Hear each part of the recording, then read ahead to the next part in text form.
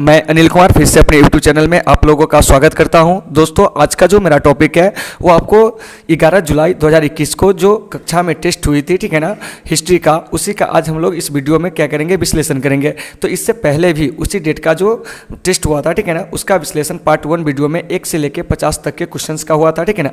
लेकिन आज जो हम इस वीडियो में विश्लेषण करेंगे वो आपको 51 से लेकर 100 तक के क्वेश्चन का विश्लेषण करेंगे। तो आप लोगों को क्या करना है कि अगर पहले वीडियो को आप नहीं देखें तो आप क्या करेंगे, चैनल के प्लेलिस्ट में जाकर उसे देख लेंगे ताकि आपको ये वीडियो समझ में आसानी से आ जाएगी। तो चलिए दोस्तों, इसे शुरू करते हैं। देखिए 51 नंबर प्रश्न क्या करा है, सहायक संधि की नीति कार्यान्वित की, ठीक है ना।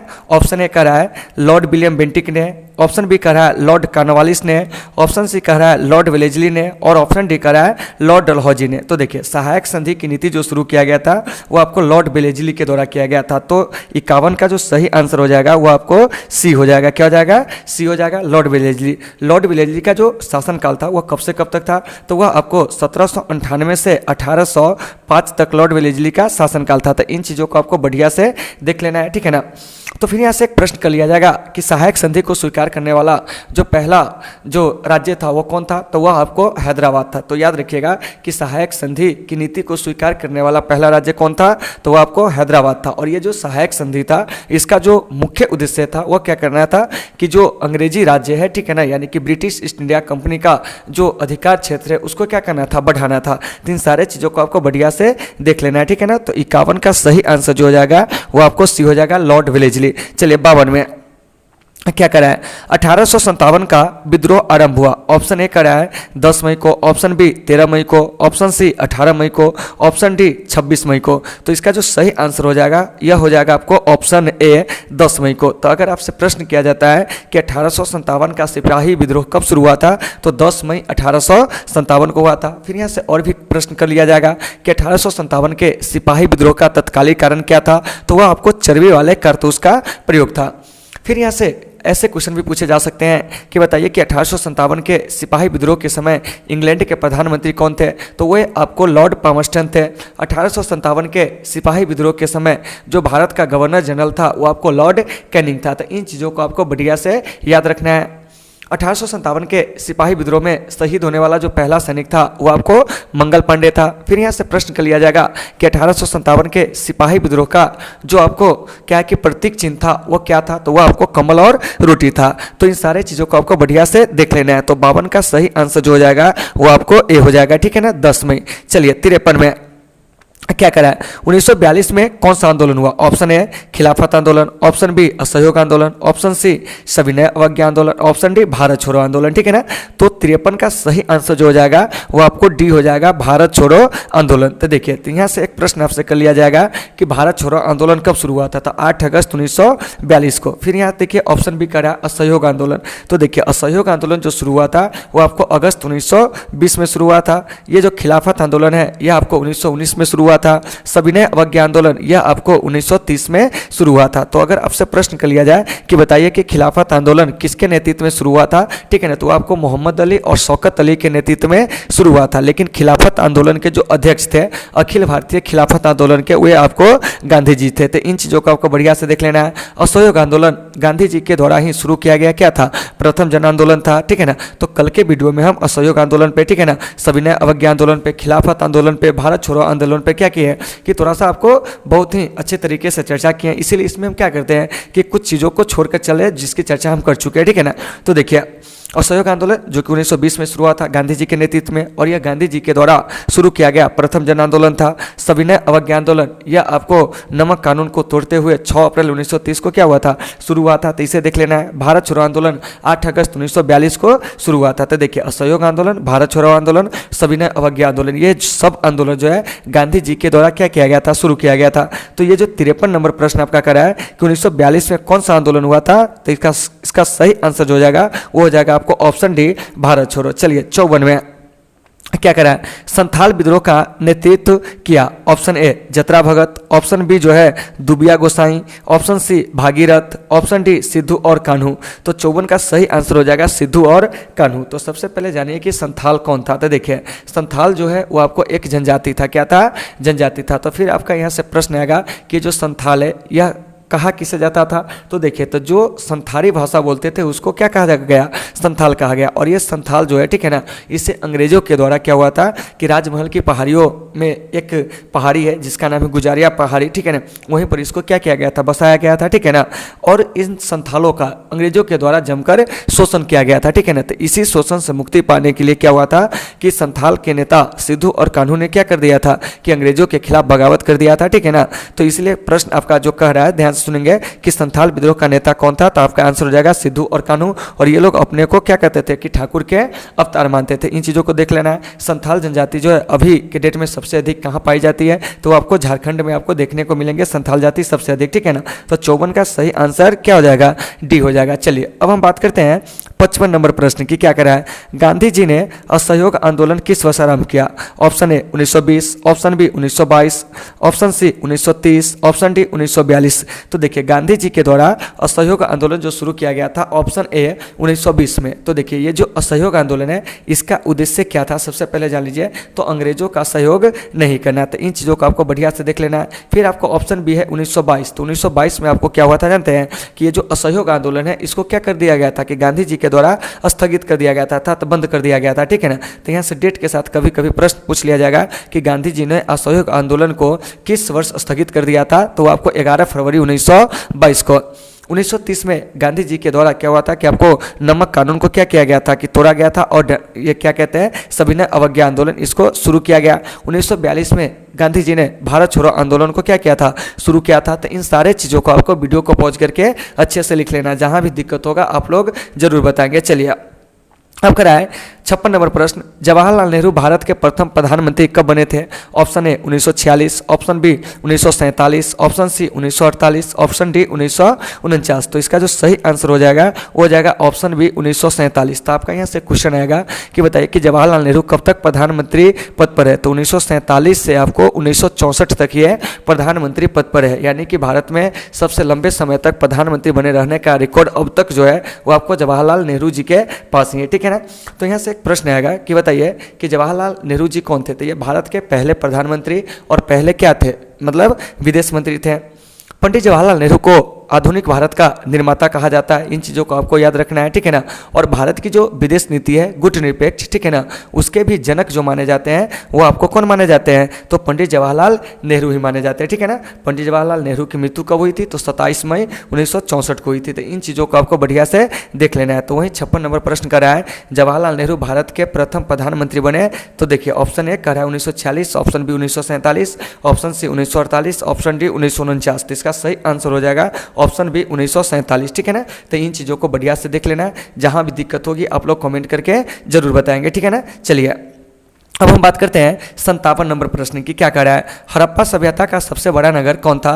Option A Mohenjodaro, option B Lothal, option C Kalibanga, option D Rangpur. तो इसका जो सही आंसर हो जाएगा वो हो जाएगा आपको ऑप्शन ए मोहनजोदड़ो। तो मेरे भाई आपसे यहाँ से एक प्रश्न किया जाएगा, ठीक है ना, कि जो मोहनजोदड़ो है, ठीक है ना, मोहनजोदड़ो किस भाषा का शब्द है? तो देखिए मोहनजोदड़ो सिंधी भाषा का शब्द है, और सिंधी भाषा में मोहनजोदड़ो का अर्थ होता है मृतकों का टीला। और इसकी खोज 1922 में राखल दास बनर्जी के द्वारा किया गया था। तो अगर आपसे प्रश्न किया जाता है कि मोहनजोदड़ो की खोज किसके द्वारा किया गया था, तो हम क्या कहेंगे? राखल दास बनर्जी के द्वारा किया गया था। मोहनजोदड़ो किस नदी के किनारे मिला है? तो वो आपको सिंधु नदी के किनारे से मिला है, ठीक है ना।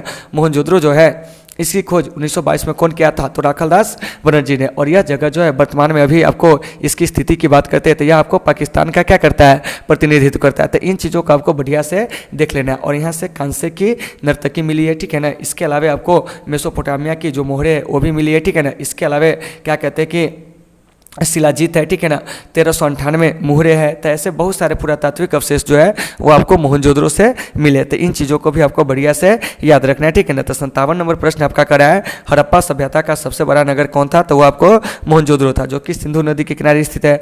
लोथल का था तो वो आपको भोगवा नदी के किनारे, ठीक है ना। कालीबंगा जो है वो आपको किस नदी के किनारे है? तो कालीबंगा जो है सरस्वती नदी के किनारे। रंगपुर जो है वो आपको मावर नदी के किनारे। तो इन सारे चीज़ों को आपको बढ़िया से वीडियो को पॉज करके लिखते भी चलना है, और जहाँ भी दिक्कत आप लोग कमेंट करके जरूर बताएंगे। चलिए अब हम यहाँ से बात करते हैं 58 नंबर प्रश्न की। क्या करा है, ध महामात्रों को किसने नियुक्त किया था? Option A Chandragupta Maurya, option B जो है वो आपको Ashoka, option C Kanishka, option D Bindusara. ठीक है ना, तो इसका जो सही आंसर हो जाएगा वो हो जाएगा आपको ऑप्शन बी अशोक। तो जैसा कि आप जानते हैं कि अशोक कलिंग युद्ध के बाद, तो अशोक जो कलिंग युद्ध लड़ा था वो आपको 261 ईसा पूर्व में लड़ा था। ठीक है ना, तो अशोक कलिंग युद्ध के बाद क्या हुआ था कि आपको बौद्ध धर्म को क्या कर लिया, अपना लिया, और बौद्ध धर्म के प्रचार प्रसार करने के लिए क्या हुआ था कि इसने धम्म महामात्रों को नियुक्त किया और अपने पुत्र महेंद्र और पुत्री संघमित्रा को क्या किया था कि बौद्ध धर्म का प्रचार प्रसार करने के लिए श्रीलंका भेजा था। तो इन चीज़ों को भी आपको बढ़िया से याद रखना है। तो यहाँ से प्रश्न क्या आएगा कि धम्म महामात्रों को किसने नियुक्त किया था? तो राजा अशोक ने नियुक्त किया था। अशोक किस युद्ध के बाद बौद्ध धर्म को अपना लिया था? कलिंग युद्ध के बाद। कलिंग युद्ध कब हुआ था? 261 ईसा पूर्व में। कलिंग युद्ध किसके बीच हुआ था? तो अशोक और खारवेल के बीच में।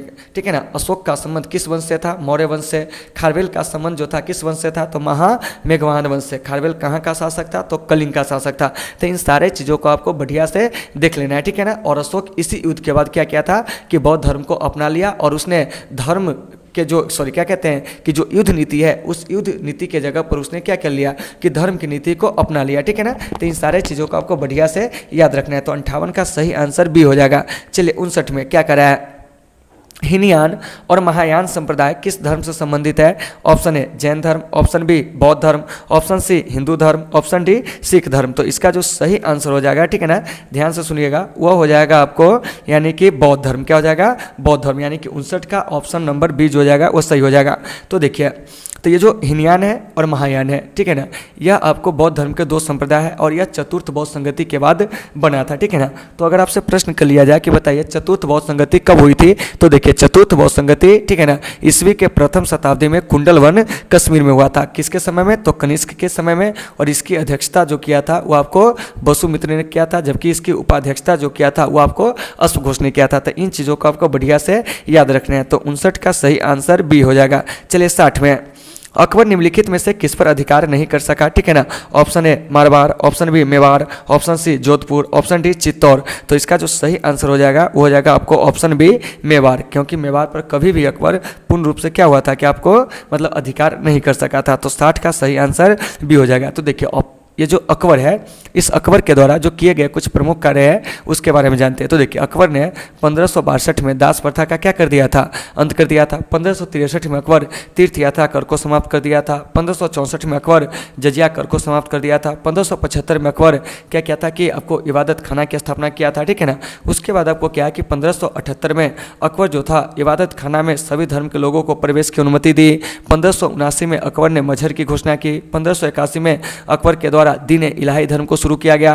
1585 में अकबर ने फतेहपुर सीकरी से राजधानी को लाहौर लाया था। तो इन सारे चीज़ों को आपको बढ़िया से देख लेना है। ठीक है ना, तो अकबर के बारे में हम क्या किए कि 60 नंबर प्रश्न से इन सारे प्रश्नों को सीखे। तो 60 का जो सही आंसर हो जाएगा वो आपको बी हो जाएगा मेवाड़। चलिए 61 में, 1920 में कौन आंदोलन हुआ था? ऑप्शन ए खिलाफत आंदोलन, ऑप्शन बी असहयोग आंदोलन, ऑप्शन सी भारत छोड़ो आंदोलन, ऑप्शन डी सविनय अवज्ञा आंदोलन। तो इसका जो सही आंसर हो जाएगा, ठीक है ना, वो आप लोग कमेंट में आंसर दे सकते हो क्योंकि ये क्वेश्चन जो है रिपीट हो रही है। ठीक है ना, चलिए तो जल्दी से आप लोग कमेंट में आंसर दीजिए। हम आपके लिए बस 10 सेकेंड रुक रहे हैं। ठीक है ना, 10 सेकेंड में ही आपको आंसर देना है। आपका टाइम स्टार्ट है। ठीक है ना, चलिए कुछ लोगों का आंसर आना शुरू हो गया। ठीक है ना, तो देखिए इसका सही आंसर हो जाएगा असहयोग आंदोलन। क्या हो जाएगा?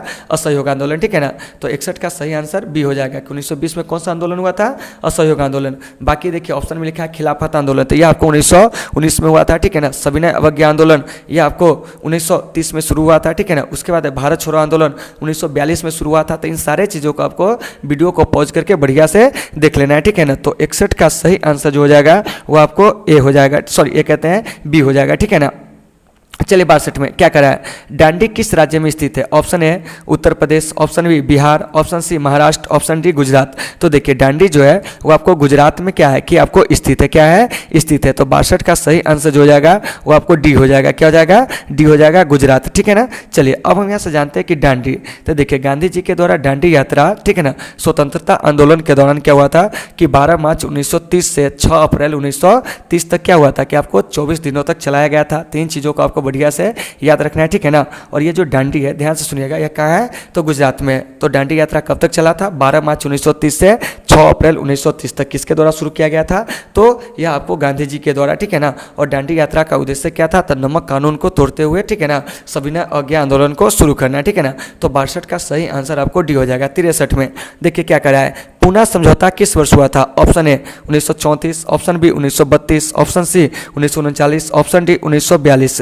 तो इसका सही आंसर हो जाएगा ऑप्शन बी 1932। तो देखिए पूना समझौता 24 सितंबर 1932 को हुआ था। कितना को हुआ था, 24 सितंबर 1932 को हुआ था। किसके बीच, तो बी आर अम्बेडकर और महात्मा गांधी के बीच हुआ था। कहाँ, तो पुणे के यरवादा जेल में। तो इस चीज़ को भी आपको अच्छे से याद रखना है। तो 63 का सही आंसर बी हो जाएगा, ठीक है ना, 1932। चलिए 64 में, निम्नलिखित में से कौन सा मुगल बादशाह आलमगीर के नाम से जाना जाता है, option A Jahangir, option B Shahjahan, option C Aurangzeb, option D Bahadur Shah Zafar. तो देखिए आलमगीर के नाम से, ठीक है ना, और जिंदा पीर के नाम से आपको औरंगजेब जाना जाता है। तो 64 का सही आंसर जो जाएगा वो आपको क्या हो जाएगा, सी हो जाएगा। ऑप्शन नंबर ए है जहांगीर। जहांगीर के काल को चित्रकला का स्वर्ण काल कहा जाता है, याद रखिएगा। शाहजहां के काल को, ठीक है ना, स्थापत्य कला का स्वर्ण काल कहा जाता है। तो इन सारे चीज़ों को आपको बढ़िया से देख लेना है, ठीक है ना। तो 64 का सही आंसर जो जाएगा वो जाएगा आपको सी औरंगजेब, क्योंकि औरंगजेब को ही हम लोग जिंदा पीर और आलमगीर के नाम से क्या करते हैं, जानते हैं। अब देखिए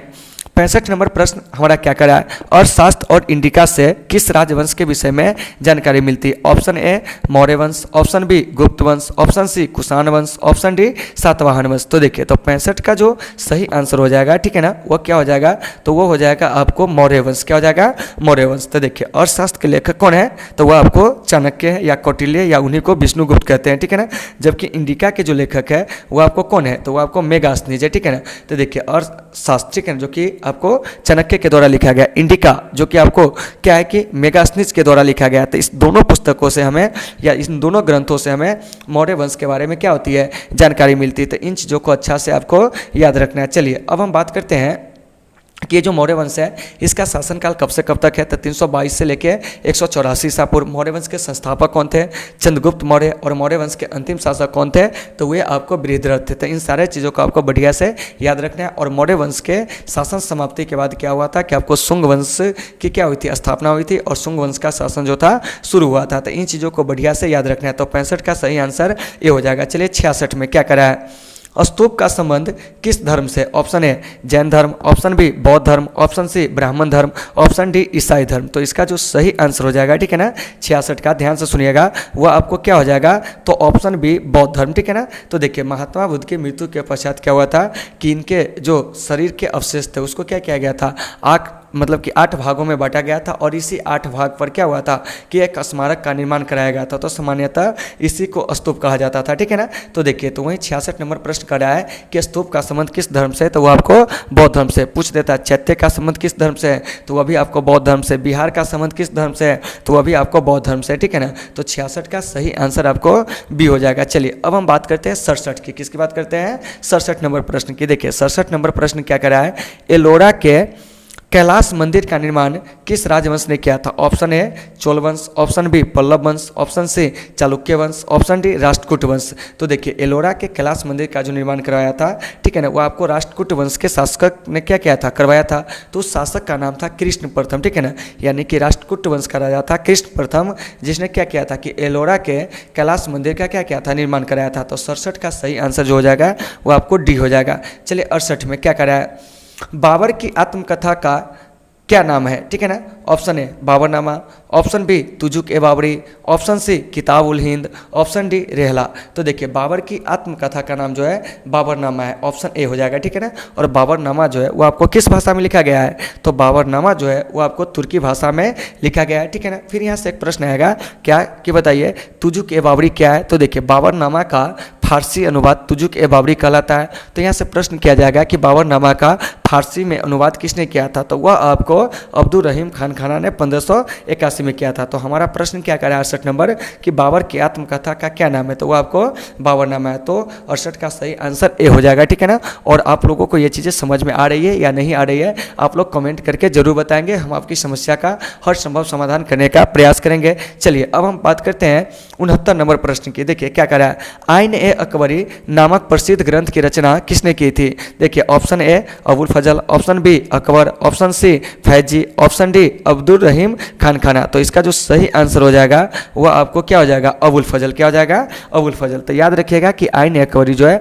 इससे हमें मुगलकालीन कृषि के बारे में जानकारी मिलती है और आइन अकबरी को 5 भागों में क्या किया गया है, बटा गया है। और आइन अकबरी लिखा किसके द्वारा गया है, तो अबुल फजल के द्वारा। तो इन चीज़ों को आपको बढ़िया से याद रखना है। तो 69 का सही आंसर ए हो जाएगा। 70 में पानीपत का प्रथम युद्ध किस वर्ष हुआ था? Option A 1509, option B 1526, option C 1556, option D 1761।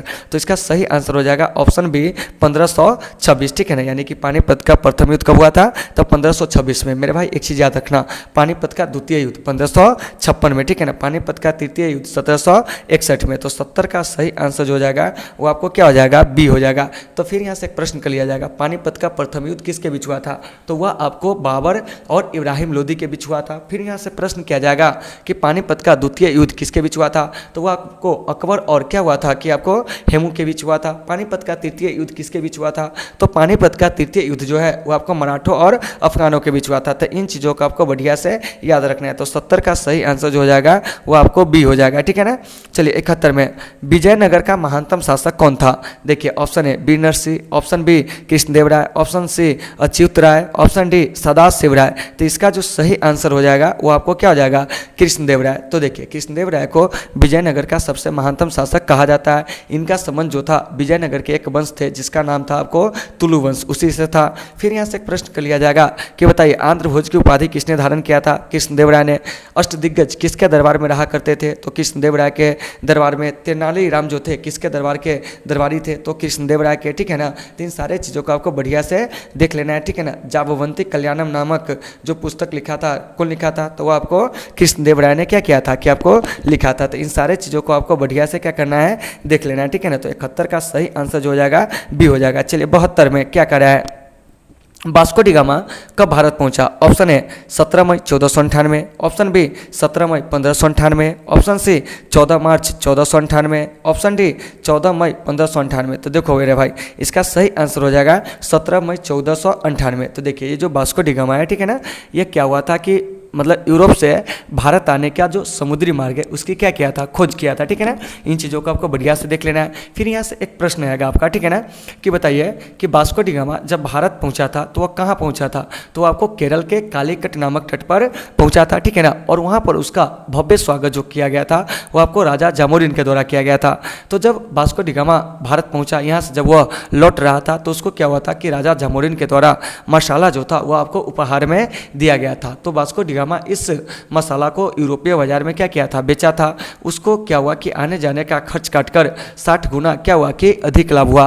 तो वह भारत में व्यापार के लिए क्या हो गया, प्रतिबद्ध हो गया। क्या हो गया, प्रतिबद्ध हो गया, ठीक है ना। और इस प्रकार से यूरोपीय कंपनी की जो स्थापना हुई थी वो आपको 1498 में हुई थी। धीरे धीरे धीरे धीरे और भी बहुत सारी कंपनियां आई, जैसे कि आपको पुर्तगाली ईस्ट इंडिया कंपनी के बाद आपको क्या कहते हैं, British East India Company, Dutch East India Company, Danish East India Company, फ्रांसीसी East India Company, Swedish East India Company. तो ये सारे कंपनियां भारत में जो व्यापार करने आया था, ठीक है ना, वो कहीं ना कहीं आपको क्या था कि पुर्तगालियों से प्रेरित होकर आया था, ठीक है ना। तो यहाँ कह रहा है आपका 72 नंबर प्रश्न कि वास्को डी गामा भारत कब पहुंचा था? तो 17 मई 1498 के। तो इन चीज़ों को आपको बढ़िया से याद रखना है। 73 में देखिए क्या करा है, गोपुरम का संबंध किससे है? तो गोपुरम का संबंध जो है वो आपको क्या है कि ऑप्शन ए करा है गाय से, ऑप्शन बी नगर से, ऑप्शन सी व्यापार से, ऑप्शन डी मंदिर से। तो इसका सही आंसर हो जाएगा आपको ऑप्शन डी मंदिर से। तो यहाँ से एक प्रश्न किया जाएगा कि गोपुरम सामान्यतः कहाँ मिलते हैं? तो ये आपको दक्षिण भारत के मंदिर में देखने को मिलेंगे और यह मंदिर के प्रवेश द्वार होता था, ठीक है ना। तो 73 का सही आंसर डी हो जाएगा। 74 में आइन अकबरी कितने भागों में विभक्त है? अभी बताए थे। Option A 2, option B 3, option C 4, option D 5। तो इसका जो सही आंसर हो जाएगा ऑप्शन डी 5। यानी कि आइन अकबरी कितने भागों में विभक्त है? तो ऑप्शन डी 5 भागों में, ठीक है ना। तो इन चीज़ों को बढ़िया से याद रखना है। फिर आपको 75 नंबर प्रश्न देखिए क्या कह रहा है कि औरंगजेब ने अपने जीवन का अंतिम भाग बिताया था, ठीक है ना। तो देखिए औरंगजेब अपने जीवन का जो अंतिम भाग बिताया था वो आपको दक्षिण भारत में बिताया था। कहाँ बिताया था? दक्षिण भारत में। तो इन चीज़ों को बढ़िया से याद रखना है। औरंगजेब को हम लोग किस नाम से जानते हैं? तो आलमगीर के नाम से, ठीक है ना। इसके अलावा उसको जिंदा पीर के नाम से भी क्या किया जाता है, जाना जाता है। औरंगजेब का शासनकाल 1658 से 1707 था। तो इन चीज़ों को याद रखना है। औरंगजेब अपने पत्नी रबिया के याद में क्या किया था कि आपको बीबी के मकबरा का निर्माण औरंगाबाद में कराया था। तो इन चीज़ों को भी आपको बढ़िया से देख लेना है। तो ये जो 75 है इसका जो सही आंसर हो जाएगा वो हो जाएगा दक्षिण भारत। चलिए 76 में क्या करा है शेख मोइनुद्दीन चिश्ती की दरगाह स्थित है? ऑप्शन ए आगरा में, ऑप्शन बी दिल्ली में, ऑप्शन सी अजमेर में, ऑप्शन डी फतेहपुर सिकरी में। तो इसका सही आंसर हो जाएगा ऑप्शन सी अजमेर में। तो देखिए ये जो शेख मोइनुद्दीन चिश्ती थे ये भारत में क्या था कि चिश्ती सिलसिला के क्या थे, प्रवर्तक थे, ठीक है ना। अब आइए कि यहाँ से हम बात करते हैं कि और भी जो सूफी संत है उनके मकबरा कहाँ है इसके बारे में। तो देखिए शेख सलीम चिश्ती का जो मकबरा है वह आपको कहाँ है, तो फतेहपुर सिकरी में। उसके बाद अगर पूछा जाता कि बताइए निजामुद्दीन औलिया और कुतुबुद्दीन बख्तियार काकी का मकबरा कहाँ है, तो वह आपको कहाँ है, दिल्ली में। तो इन चीज़ों को भी आपको बढ़िया से याद रखना है, तो इसको रिकॉल करते हैं। देखिए मोइनुद्दीन चिश्ती इनका दरगाह अजमेर में, ठीक है ना। शेख सलीम चिश्ती इनका दरगाह जो है वो आपको कहाँ है, तो फतेहपुर सिकरी में। कुतुबुद्दीन बख्तियार काकी और निजामुद्दीन औलिया इनका दरगाह जो है वो आपको दिल्ली में, ठीक है ना। तो 76 का सही आंसर जो हो जाएगा वो आपको सी हो जाएगा अजमेर। चलिए 77 में क्या करा है, भारत में रेलवे की शुरुआत कब हुई थी?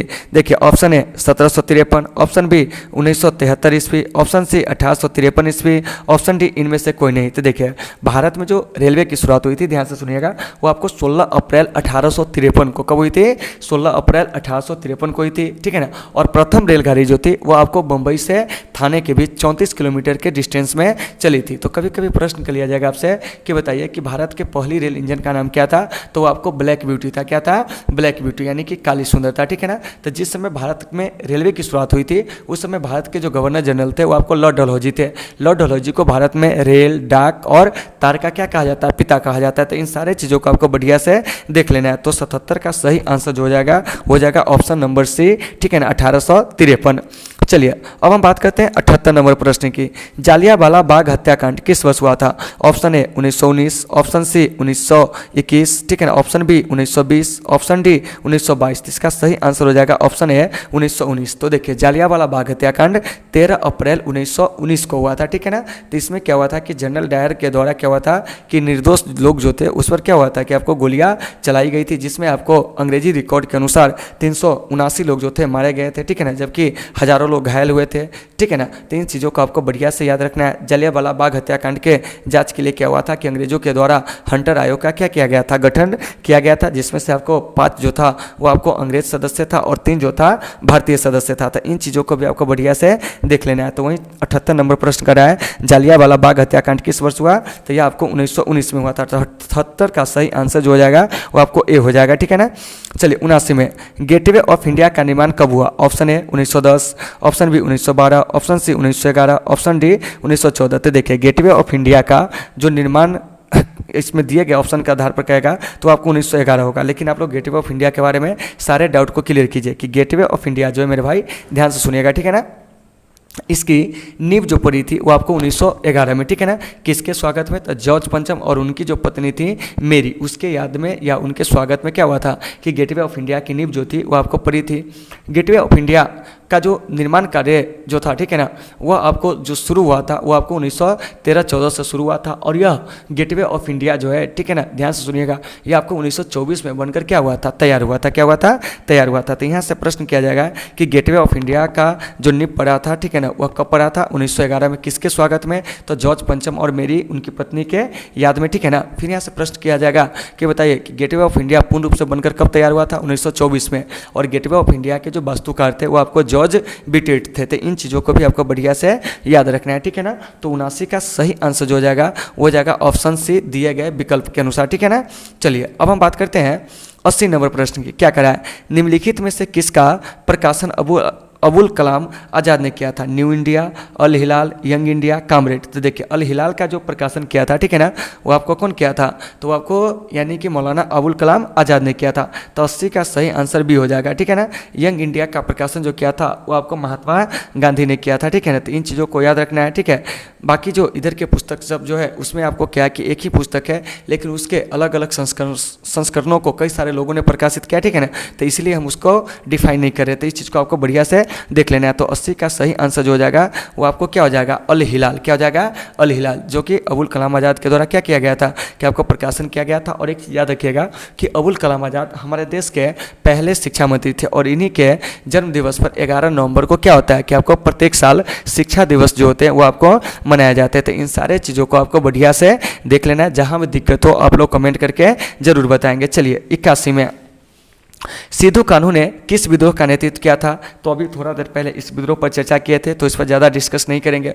ऑप्शन ए मुंडा विद्रोह, ऑप्शन बी संथाल विद्रोह, ऑप्शन बी सी सन्यासी विद्रोह, ऑप्शन डी हो विद्रोह। तो इसका जो सही आंसर हो जाएगा वो हो जाएगा आपको ऑप्शन बी संथाल विद्रोह। क्या हो जाएगा? ऑप्शन बी संथाल विद्रोह। तो इन चीज़ों को देख लेना है। संथाल विद्रोह कब हुआ था? 1855-56 में हुआ था, ठीक है ना। हालांकि अंग्रेजों के द्वारा इस विद्रोह को क्या कर दिया गया था? दबा दिया गया था। तो इन चीज़ों को आपको बढ़िया से देख लेना है, ठीक है ना। अब चलिए अब हम बात करते हैं 82 नंबर प्रश्न की। क्या करा कि भारत में अस्थाई बंदोबस्त कहाँ लागू किया गया था? तो देखिए option A Bengal, option B Punjab, option C दक्षिण भारत, ऑप्शन डी इनमें से सभी। तो आपको हम बताए थे कि ये जो अस्थाई बंदोबस्त है लॉर्ड कॉर्नवालिस के द्वारा 1793 में लागू किया गया था। और यह आपको कहाँ लागू किया गया था? तो बंगाल, बिहार, उड़ीसा, ठीक है ना, उत्तरी कर्नाटक और बनारस खंड में। लेकिन मुख्य रूप से बताए थे 3 जगह, बंगाल, बिहार और उड़ीसा। तो देखिए तो ये जो 82 नंबर प्रश्न है उसमें आपको क्या है कि मुख्य में से सिर्फ बंगाल का ऑप्शन दे रहा है। तो इसका सही आंसर हो जाएगा ऑप्शन ए बंगाल। यानी कि ये जो भारत में स्थायी बंदोबस्त है ये आपको बंगाल, बिहार और उड़ीसा में क्या हुआ था?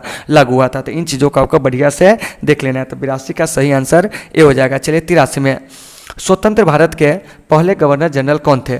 Option A Chakravarti Rajagopalachari, option B option C Lal Bahadur Shastri, option B lord Mountbatten, option D Radcliffe. तो इसका जो सही आंसर हो जाएगा वो हो जाएगा को लॉर्ड माउंटबेटन। क्या हो जाएगा? लॉर्ड माउंटबेटन, ठीक है ना। अगर इसमें पूछता कि स्वतंत्र भारत के प्रथम व अंतिम भारतीय गवर्नर जनरल, तब हो जाता आपको चक्रवर्ती राजगोपालाचारी, ठीक है ना। फिर यहाँ से प्रश्न किया जाता आपसे कि बताइए कि भारत के जो क्या है कि तीसरे प्रधानमंत्री थे वो कौन थे? तो वो आपको लाल बहादुर शास्त्री थे, ठीक है ना। यानी कि पहला पंडित जवाहरलाल नेहरू, दूसरा कार्यवाहक के रूप में गुलजारी लाल नंदा और तीसरे जो थे आपको लाल बहादुर शास्त्री। और लाल बहादुर शास्त्री जी ने क्या किया था कि 1965 के भारत पाक युद्ध के दौरान इन्होंने नारा दिया था जय जवान जय किसान। यानी कि 1965 के भारत पाक युद्ध को हमने क्या किया था कि लाल बहादुर शास्त्री जी के नेतृत्व में ही जीता था। तो इन चीज़ों को आपको बढ़िया से याद रखना है। तो ये जो 83 नंबर प्रश्न है इसका सही आंसर जो हो जाएगा वो आपको बी हो जाएगा। चलिए 84 में क्या कराएं? भारतीय संविधान के निर्माण में कितने समय लगे? 2 वर्ष 11 माह 15 दिन, ऑप्शन बी 2 वर्ष 11 माह 12 दिन, ऑप्शन सी 2 वर्ष 11 माह 11 दिन, ऑप्शन डी 2 वर्ष 11 माह 18 दिन। तो इसका जो सही आंसर हो जाएगा ऑप्शन डी 2 वर्ष 11 माह 18 दिन, ठीक है ना। तो यहाँ से एक चीज़ को याद रखिएगा कि भारतीय संविधान जो है वो आपको दुनिया का सबसे लंबा क्या है कि आपको लिखित संविधान है, ठीक है ना। और भारतीय संविधान जो बनकर तैयार हुआ था वो आपको 26 नवंबर 1949 को बनकर क्या हुआ था? तैयार हुआ था। तो इन सारे चीज़ों को आपको बढ़िया से देख लेना है। और भारतीय संविधान का निर्माण जो हुआ था वो आपको कैबिनेट मिशन योजना के आधार पर हुआ था। तो यहाँ से एक प्रश्न आ गया कि सर कैबिनेट मिशन योजना भारत कब आया था? तो 24 मार्च 1946 को। और कैबिनेट मिशन योजना के आधार पर ही भारतीय संविधान सभा का गठन जुलाई 1946 में हुआ था, ठीक है ना। और इस संविधान सभा की पहली बैठक 9 दिसंबर 1946 को हुई थी दिल्ली के सेंट्रल हॉल में, जिसकी अध्यक्षता जो किए थे वो आपको डॉक्टर सच्चिदानंद सिन्हा ने किए थे, ठीक है ना, यानी कि अस्थायी अध्यक्ष के तौर पर। फिर आपको क्या हुआ था कि 11 दिसंबर 1946 को डॉक्टर राजेंद्र प्रसाद को क्या हुआ था कि संविधान सभा का अस्थायी अध्यक्ष जो था वो आपको चुन लिया गया था। तो इन चीज़ों को भी याद रखना है। 13 दिसंबर, ठीक है ना, कितना को 13 दिसंबर, ठीक है ना, ध्यान से सुनिएगा, 1946 को क्या हुआ था कि आपको ये जो जवाहरलाल नेहरू जी है इनके द्वारा उद्देश्य प्रस्ताव को क्या किया गया था? संविधान सभा के समक्ष पेश किया गया था, ठीक है ना। क्या किया गया था? पेश किया गया था। और उसके बाद उद्देश्य प्रस्ताव को पढ़ा गया और उसके बाद संविधान निर्माण की प्रक्रिया क्या हो गई? आरंभ हो गई। तो इन चीज़ों को भी आपको बढ़िया से याद रखना है। तो वहीं आपका प्रश्न कर रहा है कि 84 नंबर भारतीय संविधान के निर्माण में कितने समय लगे थे? तो 2 वर्ष 11 माह 18 दिन। चलिए 85 में क्या करा है? राखल दास बनर्जी को मोहनजोदड़ो के अवशेष किस वर्ष मिले? Option A 1920, option B 1921, option C 1922, option D 1923। तो इसका सही आंसर हो जाएगा 1922। यानी कि राखल दास बनर्जी ने मोहनजोदड़ो की खोज कब किया था? तो वह आपको 1922 में किए थे। तो इन चीज़ों को देख लेना है। ये जो मोहनजोदड़ो है किस नदी के किनारे स्थित है? तो ये आपको सिंधु नदी के किनारे क्या है? स्थित है। फिर यहाँ से प्रश्न आएगा कि मोहनजोदड़ो जो है क्या? तो ये आपको सिंधु घाटी सभ्यता का सबसे बड़ा नगर था। याद रखना है मोहनजोदड़ो का अर्थ क्या होता है? मृतकों का टीला। मोहनजोदड़ो को क्या कहा जाता था? सिंध का बाग। तो इन सारे चीज़ों को आपको वीडियो को पॉज करके अच्छे से देख लेना है। जहाँ भी दिक्कत हो आप लोग कमेंट करके बताएंगे, आपकी समस्या का हर संभव हम समाधान करने का प्रयास करेंगे। चलिए अब हम यहाँ से बात करते हैं 86 नंबर प्रश्न की। क्या करा है, सिंधु घाटी सभ्यता में विशाल स्नानागार के अवशेष कहाँ से प्राप्त हुए? Option A Harappa, option B Mohenjodaro, option C Kalibangan, option D Lothal. तो इसका जो सही आंसर हो जाएगा मेरे भाई वो हो जाएगा आपको ऑप्शन बी मोहनजोदड़ो। तो देखिए स्नानागार, विशाल स्नानागार ये सब जो मिले हैं कहाँ से, तो मोहनजोदड़ो से मिले। कहाँ से मिले हैं? मोहनजोदड़ो से। तो ये जो विशाल स्नानागार है इसकी जो लंबाई थी 39 फुट, चौड़ाई जो थी वो आपको 23 फुट और गहराई जो थी 8 फुट थी। और इस स्नानागार का प्रयोग जो होते थे वो आपको धार्मिक अनुष्ठान में या सार्वजनिक अनुष्ठान में क्या होता था कि लोगों के द्वारा इस सार्वजनिक स्नानागार का प्रयोग किया जाता था, ठीक है ना। और इस स्नानागार में उतरने के लिए क्या होता था कि आपको मतलब कि दक्षिण दिशा से क्या होती थी कि आपको सीढ़ी लगी होती थी। तो इन चीज़ों को आपको बढ़िया से देख लेना है, ठीक है ना। तो ये जो आपका 86 नंबर प्रश्न है, ठीक है ना, इसका सही आंसर जो हो जाएगा वो हो जाएगा आपको बी मोहनजोदड़ो। चलिए 87 में विजयनगर साम्राज्य की स्थापना किसने की? ऑप्शन ए देवराय प्रथम, ऑप्शन बी हरिहर और Bukka, option C Krishnadevaraya, option D Sadashiva Raya, ठीक है ना।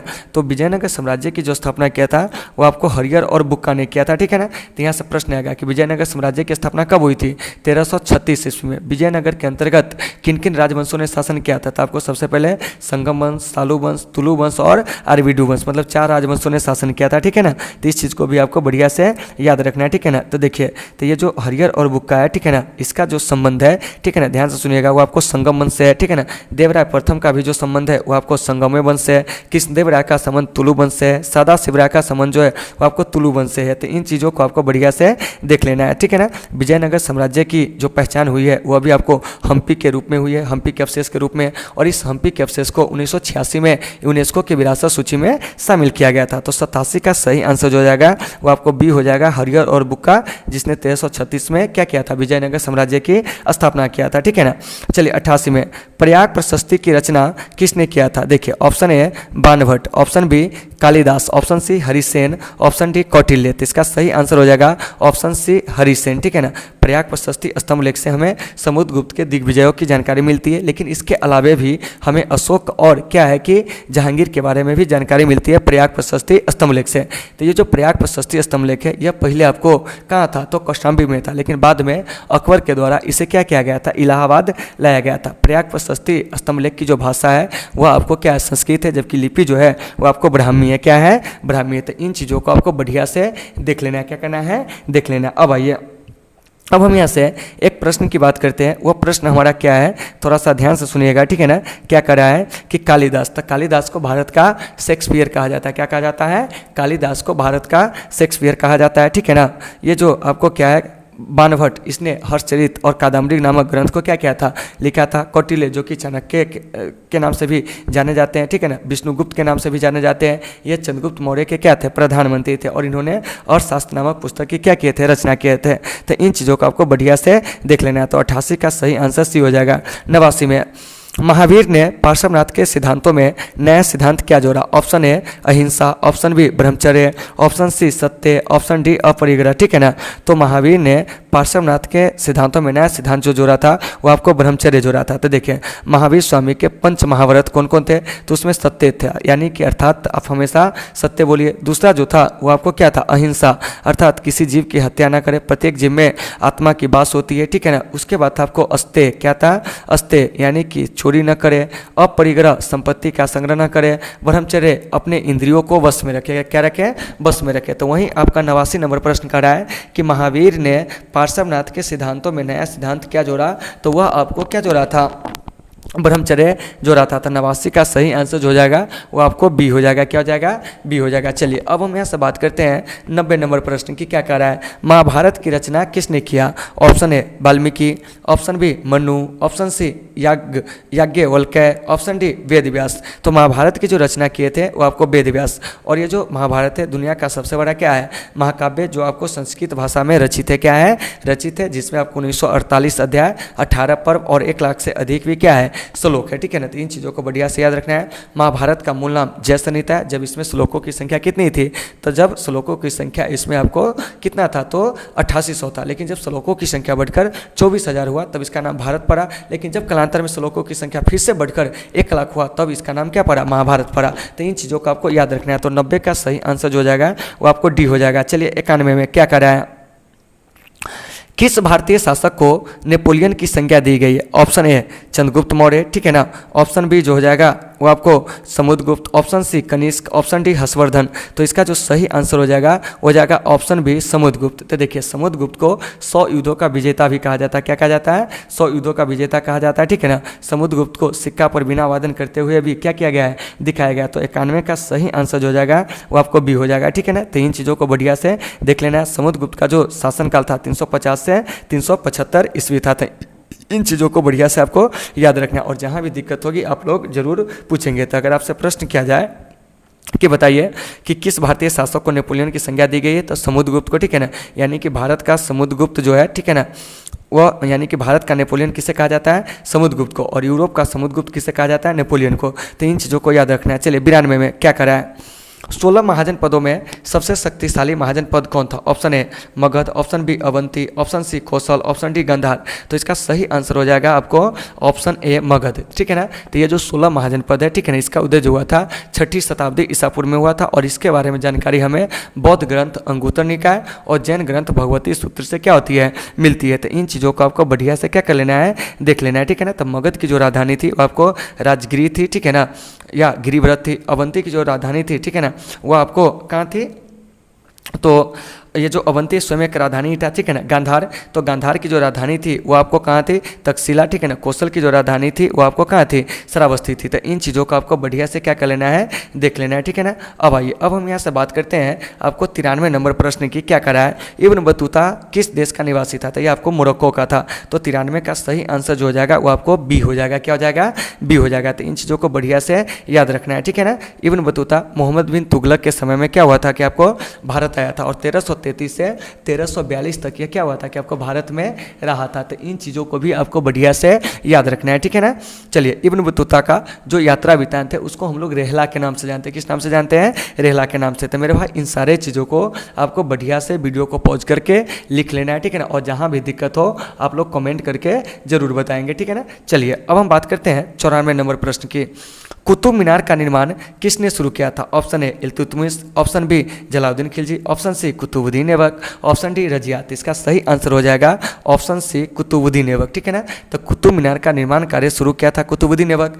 इसका पुनः निर्माण कार्य जो करवाया था इल्तुतमिश, जबकि इसका जो मरम्मत कराया था वो आपको फिरोज शाह तुगलक। कुतुब मीनार दिल्ली में, कहाँ है? दिल्ली में। और इसकी ऊंचाई 288 फुट है और इसे यूनेस्को की विरासत सूची में क्या हुआ था कि 1993 में शामिल किया गया था। तो इन चीज़ों को आपको बढ़िया से देख लेना है। तो 94 का सही आंसर जो हो जाएगा वो आपको सी हो जाएगा, ठीक है ना, कुतुबुद्दीन ऐबक। चलिए 95 में क्या करा है?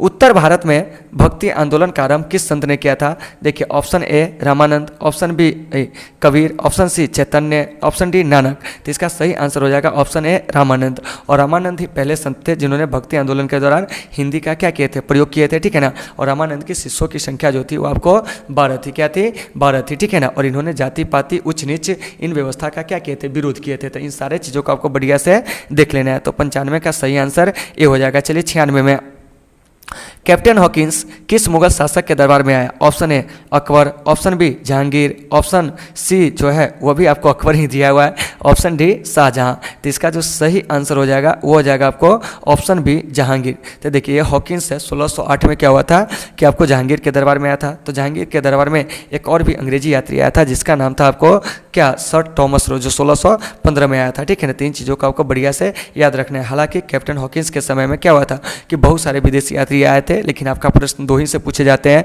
ज़्यादातर। एक आपको कैप्टन हॉकिंस है जो 1608 में आया था और एक सर टॉमस रो जो कि आपको 1615 में आया था। तो इन सारे चीज़ों को आपको बढ़िया से देख लेना है। तो 96 का सही आंसर बी हो जाएगा। चलिए 97 में क्या करा है? दीन ए इलाही किससे संबंधित है? Option A Babur, option B Jahangir, option C Humayun, option D Akbar. तो इसका सही आंसर हो जाएगा ऑप्शन डी अकबर, ठीक है ना। तो देखिए दीन ए इलाही अकबर के द्वारा 1581-82 में क्या किया गया था? शुरू किया गया था। तो इन सब मुद्दों पर हम क्या किया कि पिछले वीडियो में भी चर्चा किए हैं, तो आप वहाँ से जाकर क्या करेंगे देख लेंगे। 97 का सही आंसर जो हो जाएगा वो आपको डी हो जाएगा। 98 में स्थापत्य कला का सबसे अधिक विकास किसके समय में हुआ? Option A Akbar, option B Jahangir, option C Shahjahan, option D Aurangzeb. तो इसका सही समय जो हो जाएगा, मतलब कि सही आंसर वो हो जाएगा आपको सी शाहजहां। तो देखिए शाहजहां के काल को स्थापत्य कला का स्वर्ण काल कहा जाता है, अकबर के शासनकाल को हिंदी साहित्य का स्वर्ण काल कहा जाता है, जहांगीर के शासनकाल को चित्रकला का स्वर्ण काल कहा जाता है, ठीक है ना। और औरंगजेब जो था, ठीक है ना, याद रखिएगा कि इसे आलमगीर और जिंदा पीर के नाम से क्या होता है कि जाना जाता है। और इसके समय में क्या हुआ था कि आपको मतलब कि हिंदू मूर्तियों को ज़्यादा से ज़्यादा क्या किया गया था, तोड़ा गया था, मतलब कि मंदिरों का क्या किया गया था, भंजन किया गया था। तो इन सारे चीज़ों को आपको बढ़िया से देख लेना है, ठीक है ना। तो 97 का सही आंसर जो हो जाएगा वो आपको क्या हो जाएगा डी। 98 का जो सही आंसर हो जाएगा वो आपको सी हो जाएगा, क्या हो जाएगा, सी हो जाएगा। चलिए अब हम बात करते हैं 99 की। क्या कर रहे हैं, भारत का अंतिम मुगल शासक कौन था। Option A Shahjahan, option B Aurangzeb, option C Mohammad Shah, option D Bahadur Shah Zafar. तो इसका जो सही आंसर हो जाएगा 99 का ऑप्शन डी बहादुर शाह जफर। तो इन सारे चीज़ों को आपको बढ़िया से याद रखना है। भारत में मुगल वंश के संस्थापक कौन थे, तो वह आपको कौन थे, तो वह आपको बाबर थे, ठीक है ना। अंतिम शासक कौन था, तो बहादुर शाह जफर, ठीक है ना। मुगल वंश की स्थापना कब हुई थी, 1526 में। मुगलों की जो प्रारंभिक राजधानी थी कहाँ थी, आगरा थी। तो इन सारे चीज़ों को आपको बढ़िया से देख लेना है। चलिए 100 में क्या करा, मुस्लिम लीग की स्थापना किस वर्ष हुई थी। Option A 1902, option B 1906, option C 1907, option D 1919, ठीक है ना। तो मुस्लिम लीग की जो स्थापना हुई थी वो आपको 1906 में हुई थी। कितना में हुई थी, 1906 में हुई थी, ठीक है ना। तो इन सारे चीज़ों को आपको बढ़िया से वीडियो को पॉज करके क्या करना है कि देख लेना है, ठीक है ना। तो 100 का सही आंसर बी हो जाएगा। मुस्लिम लीग की स्थापना 30 दिसंबर 1906 को ढाका में हुआ था और इसके संस्थापकों में आपको आगा खां, समीउल्लाह खां और इसके अलावा एक व्यक्ति और थे जिनका नाम है मोहसिन उल मुल्क, ठीक है ना। तो इन सारे लोगों का नाम आपको याद रखना है, ठीक है ना। तो 100 का सही आंसर जो हो जाएगा वह आपको बी हो जाएगा। तो दोस्तों मुझे उम्मीद है कि आपको ये क्लास जो होगी आसानी से समझ में आ गए होंगे, ठीक है ना। और इस मतलब क्या कहते हैं टेस्ट के माध्यम से जो आपको वीडियो विश्लेषण किया गया है, इससे क्या होगा कि आपके बोर्ड एग्जाम में बहुत सारे प्रश्न पूछे जाएंगे। तो आप क्या करेंगे कि इन सारे चीज़ों को क्या करेंगे कि अच्छे से देख लेंगे, ठीक है ना। और जहाँ भी दिक्कत होगी कमेंट करके बताएंगे। तो चलिए दोस्तों आज की इस क्लास को यहीं पर विराम देते हैं, फिर मिलते हैं आपसे एक बेहतर क्लास के साथ कल। जब तक के लिए आप सबों से सुविधा, take care all of you.